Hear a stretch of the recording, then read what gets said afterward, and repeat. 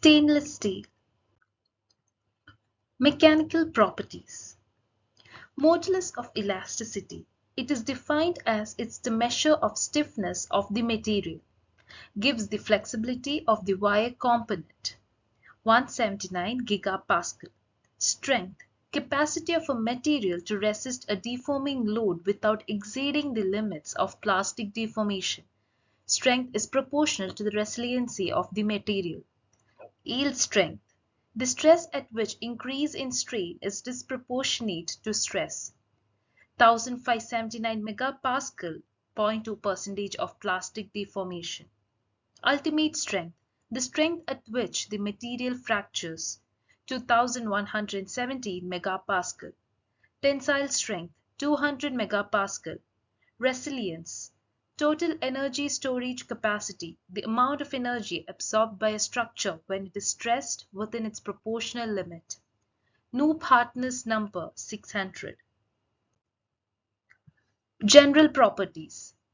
Sensitization. When heated between 400 and 900 degrees Celsius, austenitic stainless steel loses its resistance to tarnish and corrosion. Carbon atoms migrate to grain boundaries and combine with chromium to form chromium carbide where the energy is the highest. If the stainless steel is severely cold worked, the carbide precipitate along slip planes.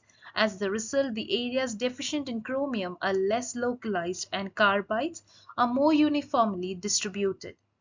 Corrosion resistance is reduced in regions adjacent to grain boundaries in which the chromium level is depleted below that necessary for protection, approximately 12%. Stabilization. This is the process by which carbon is made unavailable for the sensitizing reaction. This is done at the time the alloy is manufactured by either keeping the carbon content exceptionally low or by adding other metals such as titanium that precipitates as carbide instead of chromium. Annealing. The effect associated with cold working such as strain hardening, low ductility and distorted grains can be reversed by simply heating the metal. The greater the amount of cold working, the more rapidly the effects can be reserved by annealing. Stages of annealing: recovery, recrystallization, and grain growth. Cold working.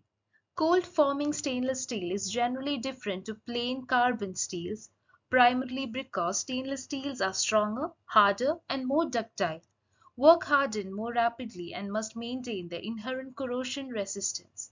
When stainless steel is cold worked, carbide is precipitated along slip planes, so chromium is dispersed throughout rather than concentration at the boundaries.